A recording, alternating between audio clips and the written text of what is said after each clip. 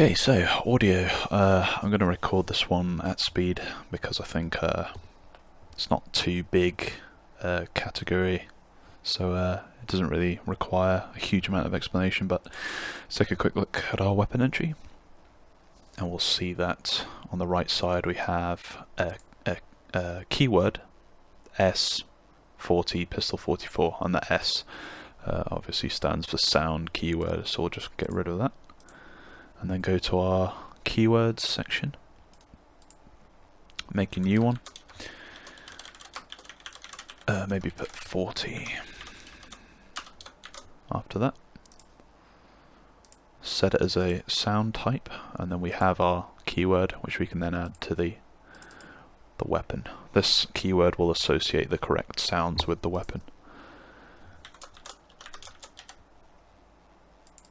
There you go, so that's there.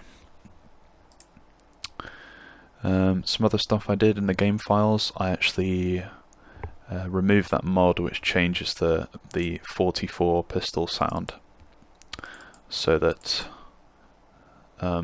it's the 44 pistol will sound normal now, the vanilla sound.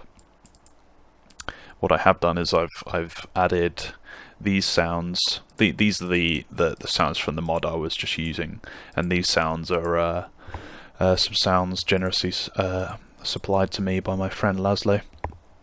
Just some suppressed sounds, because the 44 doesn't have any suppressed sounds in the game by default. What this is to do is to basically set up custom sounds for the weapon.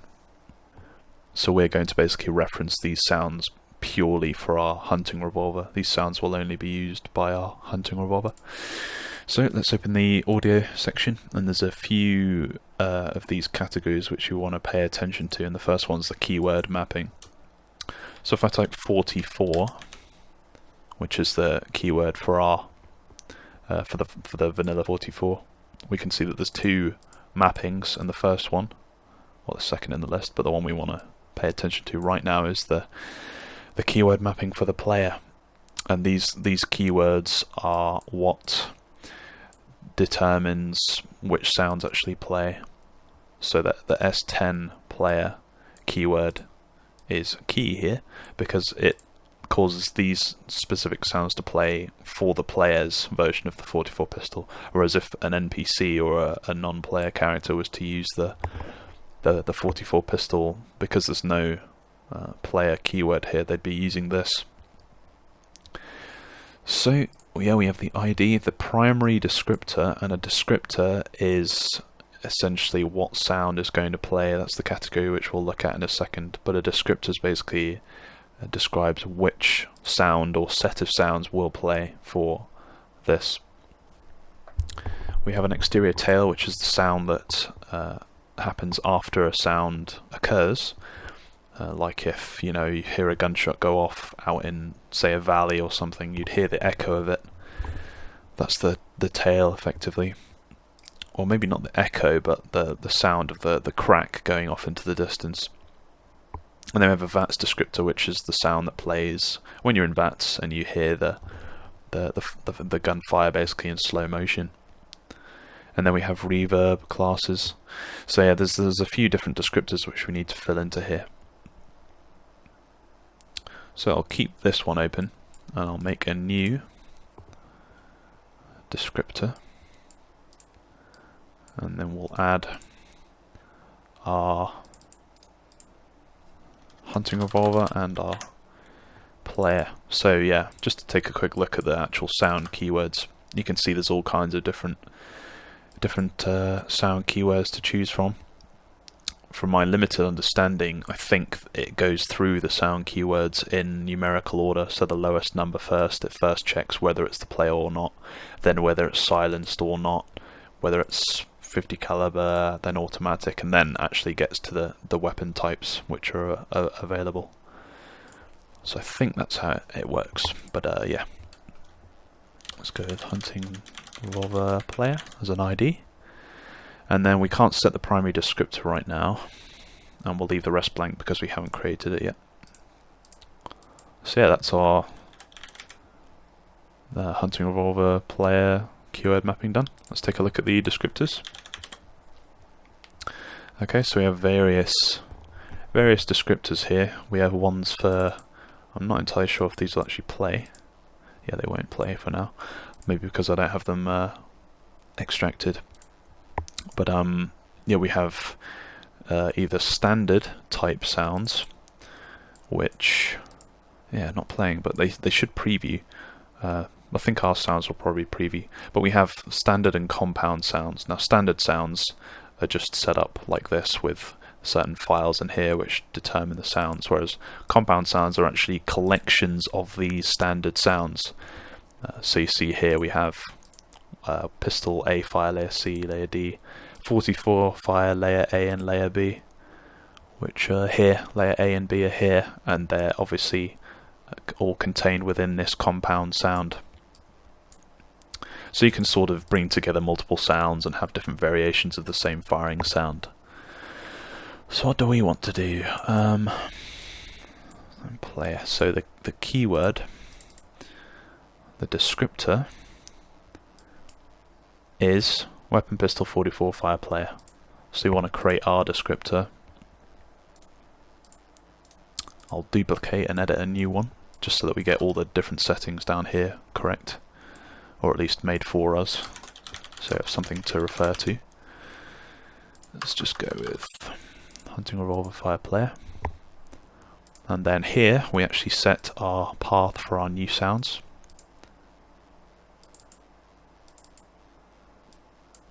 Fire player 1. You have to drill down every time. There you go. Yeah. It's not playing, but we'll see if it does in game.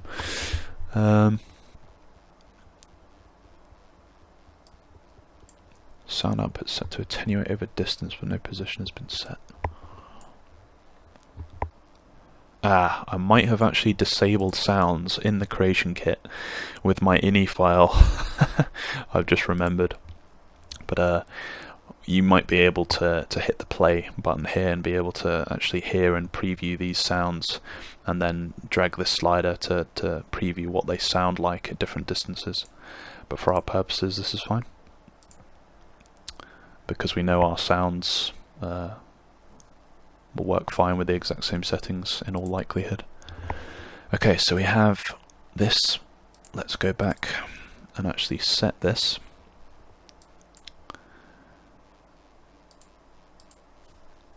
So we find our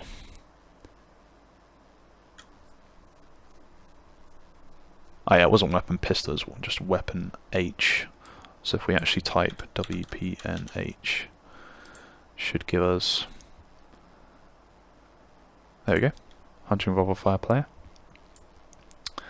We can actually leave all of these the same if we want to use the reverb for the 44 sounds, and I probably will. I'll save that. And I think we're pretty much done for the player sounds. I'll quickly go in game and test that I did it right. Okay, you might have seen me edit a vanilla entry, but that never really happened now, did it? I tell you. When you're describing stuff in a tutorial and you're jumping between filling in these entries and explaining things, at least for me, it's tend to make mistakes more than usual. But anyway, we have our correct keyword mapping here, rather than the vanilla one which I opened. We have the vanilla one here and mine here. And when you duplicate, you actually lose all of these reverbs and stuff. So we need to put them in again. So we need to match the one on the left effectively.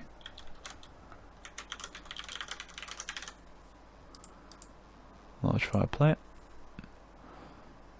So yeah, when I went in game, the hunting revolver was actually silent and the 44 pistol was firing the new custom sounds, so because I had accidentally set the wrong descriptor here. So if we do this correctly, it should be the other way around. Player. Yep. Okay, I don't know what happened there. trying to enter the reverbs.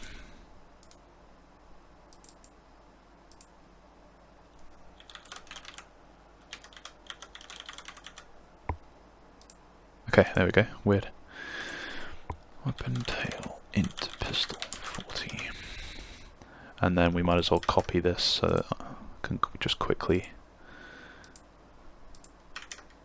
paste in like this. Pistol 44 play reverb, yep. C, D, and E. So these are the different actual reverb types. So if we were to go and extract these sounds and actually play them, we'd hear that A sounds like it's in a small room, C sounds like it's in a much larger room or maybe slightly outside, and E would be really echoey and quite muffled, as if it was in the far, far distance. So it's these basically gradiate upwards based on like the distance and the sort of atmosphere which you hear the sound at. So that's the different reverb types. So yeah, now I should be able to test in game and have it work correctly. Okay, we're in game, and yep, that sounds like the vanilla firing sound. And excellent. Right, so we have our custom sound hooked up to the custom weapon, completely independent. So beforehand I had downloaded a mod which changed all the 44 sound in the game, and because my hunting revolver also had that sound keyword, it was also using the 44 sound, and in that case both the 44 and the hunting revolver were using the same custom sound. What I've just done is created completely new sound descriptors and hooked those up with a unique keyword to the hunting revolver, and it can now use its own custom sounds in its own folder. So yeah, quite a simple procedure. I probably made it more complex than it needed to be through not concentrating again, but I'm trying to do my best to describe everything to do with these effects. If you can, try and make friends with a really good sound engineer or a sound effects maker, because it really does make the difference for a custom weapon. Really individualizes it and gives it its own feel. But yeah, with the reverbs, reverb A through E, it's probably worth making those as well, and you know, adding the using the filters in your audio engineering program of choice to create those different effects, because again that really adds to the sound, the unique sound of the weapon. It's all well and good to use the custom sound and use the vanilla the vanilla tails, the exterior reverbs from vanilla, but again it really adds that extra detail which I think people would appreciate. So yeah, that's custom sounds. I just realised I was going to do the suppressed sound as well, and I completely forgot I was going to do that, so let's go on that adventure as well. So, the Vanilla 44 doesn't have a suppressor mod option. Not surprised, because a 44 revolver wouldn't really be compatible with a suppressor. So, effectively we need to make our own new entries for it. Let's start with the descriptors this time. Might as well make a suppressed version of these sounds. Suppressed, and then just delete. Hit the delete key, it's faster. And now we add our actual suppressed firing sounds.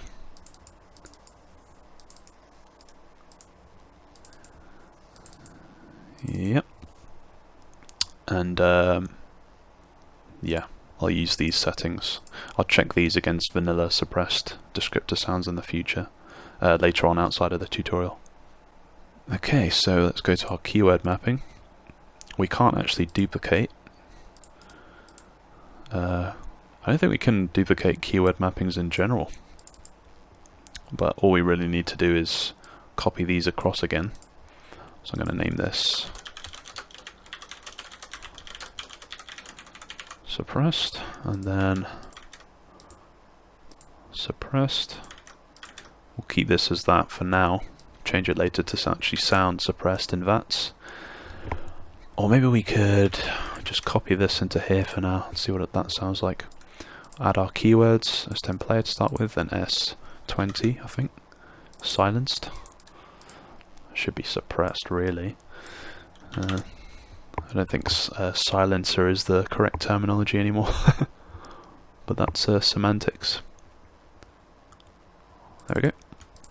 Okay, so now the game checks for the silenced keyword. So we need to add it in our suppressor so that it works properly. I'll quickly do these. I'll probably speed this up in the video, at least I hope I do. Oh, I can actually just copy. Yeah, I could just copy them across from here. Oops. So probably don't need to speed up the video if I'm fast enough. Yeah, you've done the wrong one. I'll do the rest. This is what you get when you rush, but... Wow, what did I do? Yeah. B. C. D and E. And then we'll fix the first. Right, we got there in the end. Suppressed. Save, I mean. Okay, so let's double check our suppressor. And see if it adds the correct keyword. It does, so PK keywords add S20 silenced. So hopefully now, when I go in game, it'll play the custom suppressed sound. Alright, we're in game once again. Let's test the sounds. Yeah, as we know, and... Very good. Right, so it works perfectly. And yeah, that just about covers it. So you can use the keywords pretty flexibly. You can even make your own keywords. I mean, as you saw me do, to assign the custom sounds to the custom weapons as required. But there are a lot of keywords which are, you know, already in the game that help you assign custom sounds, such as the S20 silenced keyword. So for any silenced weapons which you might want to do, it's the keyword is right there, ready for use. So it's maybe worth doing a quick search on the list to see if there's something there which you were going to make.